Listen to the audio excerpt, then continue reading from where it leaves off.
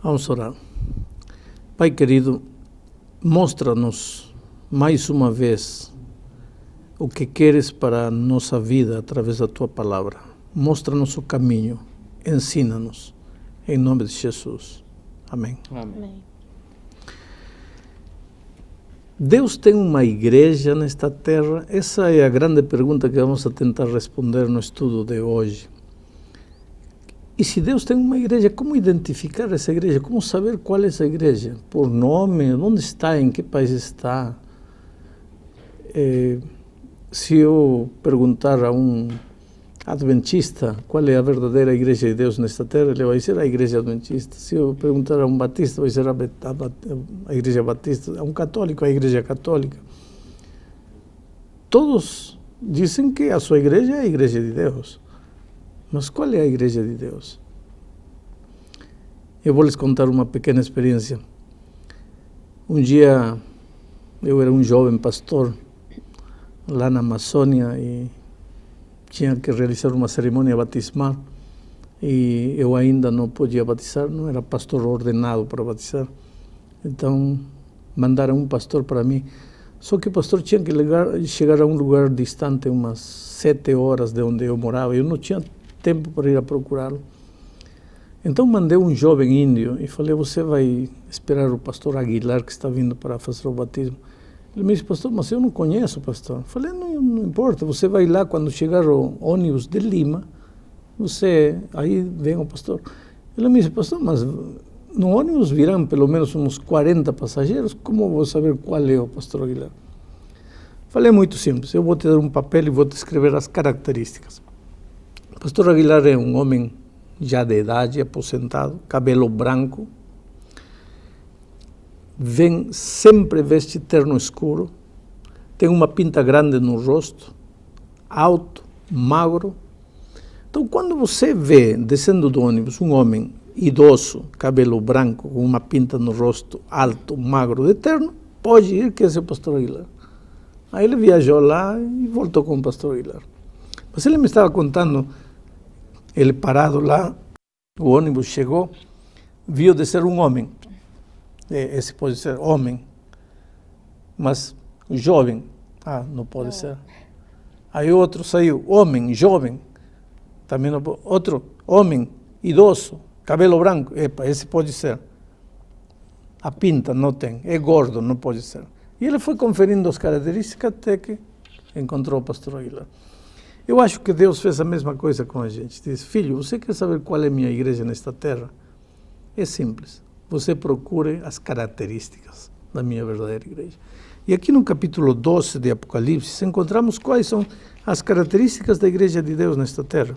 No capítulo 12 de Apocalipse, encontramos o versículo 1 que diz assim, viu-se grande sinal no céu, a saber, uma mulher vestida do sol, com a lua debaixo dos pés e uma coroa de 12 estrelas na cabeça. Esta mulher é símbolo da igreja. Não vou gastar tempo agora provando por que digo que esta mulher é símbolo da igreja, mas no contexto geral do estudo do Apocalipse, sem dúvida nenhuma, esta é a igreja de Deus. Esta mulher é símbolo da igreja de Deus. Inclusive porque, vejam, achando-se grávida, grita com as dores do parto, sofrendo tormentos para dar à luz. Da igreja nasceu o Senhor Jesus, lembrem. Viu-se também outro sinal no céu. Eis um dragão grande vermelho com 7 cabeças, 10 chifres e nas cabeças 7 diademas. Versículo 5. Nasceu-lhe, pois, um filho varão, a mulher, que há de reger todas as nações com cetro de ferro. E indubitavelmente esse é Jesus. E o seu filho foi arrebatado para Deus até o seu trono. Mas nós vemos aqui que esse dragão quer devorar o filho da mulher. O versículo 4 diz, a sua cauda, falando do dragão, arrastava a terça parte das estrelas do céu. Esse é o diabo, evidentemente.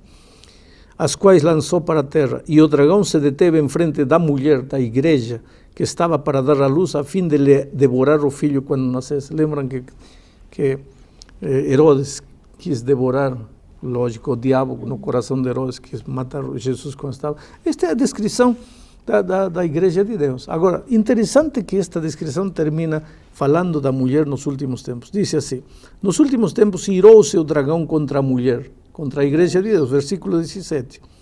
e foi pelejar com os restantes da sua descendência, ou seja, com os descendentes desta mulher, com a igreja dos últimos tempos, com a igreja em nossos dias, os quais, aí estão as características da verdadeira igreja, os quais guardam os mandamentos de Deus e têm o testemunho de Jesus. Então, você quer encontrar a igreja de Deus nesta terra? Procure uma igreja que tenha estas duas características. Uma só não vale, as duas têm que estar juntas. Primeiro, tem que ser uma igreja que creia em Jesus, pregue Jesus, o centro da sua mensagem e de sua doutrina seja Jesus, mas ao mesmo tempo que obedeça Jesus, que ande nos caminhos de Jesus, que guarde os mandamentos de Jesus. Quando você encontra essa é a igreja de Deus. Agora, tem muita igreja que crê em Jesus, mas não guarda os mandamentos de Deus. Tem muitas igrejas que guardam os mandamentos de Jesus, mas o centro da doutrina e da mensagem não é Jesus. Quer dizer, para ser igreja de Deus, tem que encontrar uma igreja com as duas características, então você encontrou a igreja de Deus. Pastor, parece que cada esquina tem uma igreja. E todas elas afirmam, eu tenho a verdade, eu tenho a certeza do que eu estou pregando. Eu posso colocar, nesse caso, aquele ditado que diz que todos os caminhos levam a Roma, mas nesse caso, todos os caminhos levam a Deus? Bom, todos os caminhos podem levar a Roma, mas a Deus não.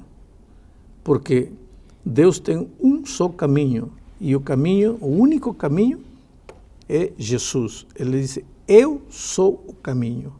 Agora, como é que Jesus, porque um dia eu estava falando de Jesus é o caminho, e uma velhinha disse, pastor, eu não entendo, porque para mim caminho é um pedaço de terra por onde eu piso, eu ando. Jesus é o caminho, quer dizer que eu tenho que andar em Jesus? Como é que Jesus é o caminho? Jesus é o caminho através de sua palavra, ele te mostra. Todas as igrejas podem dizer, eu tenho a verdade, muito bem, agora a ti Deus te deu olhos, te deu entendimento, te deu cabeça, para ver, quero ver, o que diz aqui? A igreja fala uma coisa, mas aqui diz outra coisa, então a igreja não está certa, aqui está certo, a palavra de Deus que está certa, não é a igreja. Pastor, só uma coisa, eu estou entendendo mais ou menos o que o senhor está falando, mas minha dúvida é a seguinte, não parece um pouco radical, um pouco exagerado, afirmar que no meio de tantas igrejas Deus tem uma única? E é uma? É que o radical não sou eu, o radical é Deus. Te digo por quê. Na Bíblia existem muitas figuras da igreja de Deus. Por exemplo, quando Cristo voltar, ele vai encontrar ovelhas, que são os filhos de Deus, e cabritos. Só dois grupos, ovelhas e cabritos. Ele não encontra ovelhas, elefantes, girafas, ursos, leões, cabritos. Não. Ovelhas e cabritos, só dois grupos. O grupo que é de Jesus e o grupo que não é de Jesus. Ele conta a parábola das virgens prudentes, as virgens loucas. Não tem prudentes, loucas, mais ou menos loucas, Não. Só dois grupos, prudentes e loucas. Ele usa a figura da mulher vestida de branco, igreja de Deus, mulher vestida de vermelho, igreja que não é de Deus. Ele usa a figura enfim, muitas figuras, a igreja do vale, a igreja da montanha. Só duas figuras. Na mente de Deus não há muitas igrejas, em nossa mente há muitas igrejas. Na mente de Deus só tem duas igrejas, a igreja que é dele e a igreja que não é dele. Mas pastor, como é que a gente pode afirmar que uma igreja está repleta de fiéis ali, sinceros, pastores que aparentemente usados por Deus realizam milagres, curas impressionantes, né? Dizer que a igreja como é que agora a gente vai dizer que aquela igreja não é verdadeira? E todas falam de Jesus.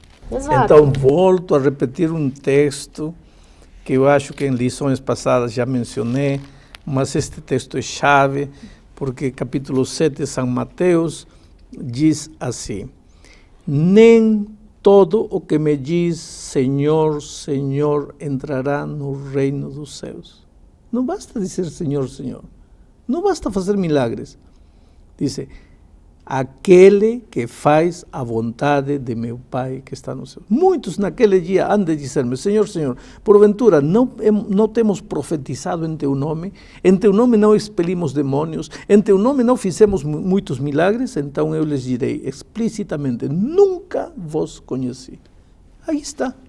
Não basta dizer Jesus, Jesus. Ora, se de dizer Jesus, Jesus dependesse da salvação, todo mundo estava salvo. Mas acontece que para pertencer à Igreja de Deus, tem que crer em Jesus, seguir a Jesus, amar Jesus, mas andar nos caminhos de Jesus, que é o caminho da obediência, o caminho da sua palavra escrita. Pastor, Jesus estava aqui na Terra, ou esteve aqui na Terra mais ou menos 2000 anos atrás, né? E ele que, a partir dele, nasceu então o cristianismo, essas coisas todas. E ele teve os seus discípulos, que eles sim foram o início da sua igreja. De lá para cá tem uma história, de lá para cá tem um povo, de lá para cá tem uma linha no tempo, onde algumas pessoas dizem assim, não, eu faço parte da igreja constituída por Jesus na Terra quando ele esteve aqui. Só que passaram 2000 anos. E me parece que nesse período aí outras coisas foram colocadas sem ser essas características que estão aqui. O que mais interessa? A história ou Apocalipse capítulo 12, versículo 17? Veja, quando Cristo esteve nesta terra, estabeleceu sua igreja. Aí estava a igreja de Deus. Por que era a igreja de Deus? Porque o centro da sua vida e da sua mensagem era Cristo. E porque, além disso, esse grupo de 12 obedecia aos mandamentos de Deus.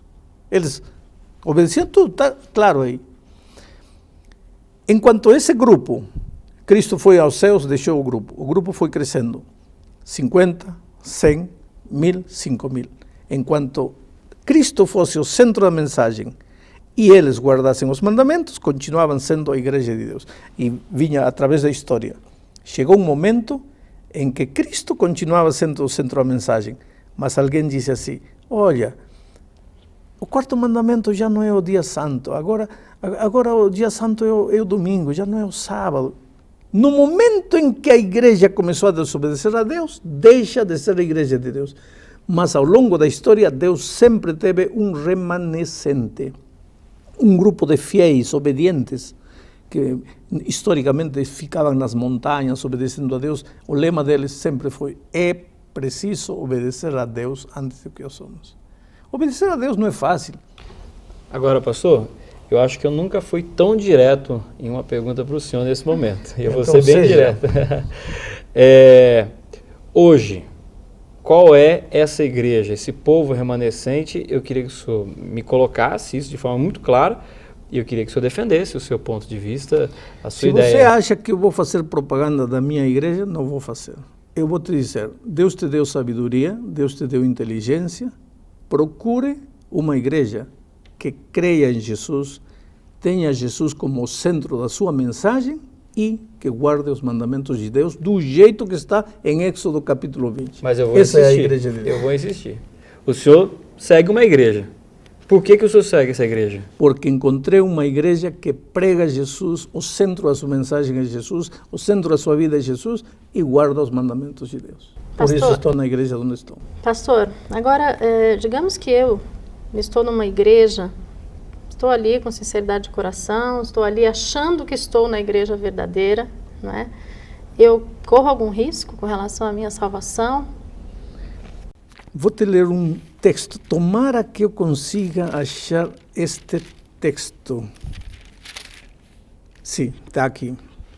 Hebreus capítulo 10, versículo 26. Diz assim, porque se vivermos deliberadamente em pecado, depois de termos recebido o pleno conhecimento da verdade, já não resta sacrifício pelos pecados. Que pecado? São João disse, pecado é a transgressão da lei. Que lei? Êxodo 20. Que diz o quarto mandamento? Lembra-te do dia sábado para santificá-lo.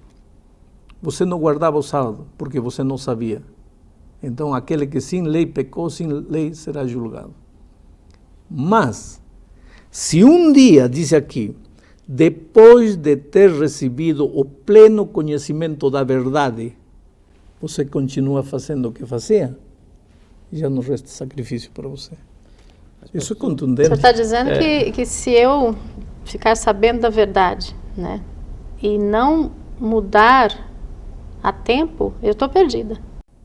Sim, porque você está sendo contumaz, está sendo teimosa, está sendo rebelde, não contra mim, sino contra a palavra de Deus. Então eu preciso ser humilde diante de Deus. E pode me parecer, um jovem universitário um dia me disse, pastor, quer dizer que toda a minha vida estive errada. Não, filho, você não estava errado, você estava crescendo. Você serviu a Deus na luz que tinha, mas agora você se confrontou com uma luz maior, vai fazer o quê com a verdade? Pastor, eu estou numa igreja, tá? Essa igreja é boa, o pastor é muito bom, a música é muito boa, eu tenho muitos amigos, minha família está ali, está 99% de acordo com essa descrição que o senhor acabou de me dizer aqui. Mas vamos supor que não guarda os mandamentos, ou pelo menos não prega, não tem como parte da sua cultura dentro da igreja ou da sua doutrina, né? Que o senhor acha que eu devo fazer nesse momento? Eu deixo tudo para trás, deixo religião, deixo a minha história, família, né, em função de uma nova descoberta, por exemplo? Quando Cristo esteve nesta terra, disse, aquele que não deixa pai, mãe por causa de mim, não é digno de mim. Na vida a gente tem que tomar decisões. Outro dia eu entrei num avião e uma menina chorava e chorava e chorava. Eu falei, mas por que você chora? Porque eu não quero ir. Estava indo para os Estados Unidos. Falei, então por que está indo? Não, porque não quero ir, estou deixando meus amigos, meu namorado, meus pais. Então para que está indo se não quer ir? Não, porque tenho que estudar. E para que vai estudar? Não, porque quero uma profissão. Então ela estava chorando, deixando o namorado, deixando o pai, deixando o filho, porque queria uma profissão. Oh, querido, você não está querendo uma profissão, você está querendo a vida eterna. Não é que a obediência te dá a vida eterna, a salvação é pela graça, mas se você quer permanecer na experiência da salvação, precisa permanecer no caminho da obediência. E muitas vezes vai ter que sacrificar namorado, namorada, pai e filho para ser fiel a Deus. É menester obedecer a Deus antes que aos homens. Pastor, uma dúvida. O senhor teria alguma explicação, não sei se há alguma base bíblica para isso, para essa quantidade enorme de igrejas que tem aparecido atualmente? Sabe por que existe tanta igreja? Abrem a Bíblia e dizem assim, aqui diz branco. Mas pode ser verde. Aí aparece a igreja do verde. Aí outro abre. Aqui diz branco. Mas pode ser azul. Aparece a igreja do azul. Outro, branco. Mas pode ser marronzinho. Aparece a igreja marronzinho. Outro, amarelo. Mas pode... Sim, vai aparecer tantas igrejas quanto tantos seres humanos há. Por quê? Porque ninguém quer fazer o que Deus diz. Cada um quer fazer o que Ele quer. O senhor diria que essa quantidade enorme de igrejas, de doutrinas diferentes, enfim... é uma tentativa, talvez, do ser humano de adaptar a Bíblia às suas vontades? Exato. Não é fácil guardar o sábado. Então vamos mudar. Espera um pouco. Você vai buscar uma religião onde tudo seja fácil, onde tudo seja bonito, onde tudo se adapte às tuas necessidades. Espera. É você que tem que se adaptar à vontade de Deus ou é Deus que tem que se adaptar à tua vontade? Chegamos ao fim do estudo e eu gostaria de dizer para você que está me ouvindo que talvez este seja um dos estudos mais difíceis, mais duros para você. Não é fácil para mim dizer alguns conceitos como tenho dito hoje, mas querido, por cima de tudo eu sei que Deus te ama e que você é uma pessoa maravilhosa, sincera. Eu não teria direito de ferir teus sentimentos e gostaria que o Espírito de Deus te alcance, a mão maravilhosa de Deus cure tuas feridas. E se você está no vale da decisão e precisa tomar uma decisão, levante-se. Caminhe com fé em direção de Jesus. Deixa que Ele te leve. Deixa que Ele te conduza. Com certeza Ele é teu pastor. Ele vai te levar por pastos verdejantes. Vai te levar a fontes de águas tranquilas. E finalmente Ele vai te fazer entrar pelas portas celestes da cidade eterna. E Deus te abençoe.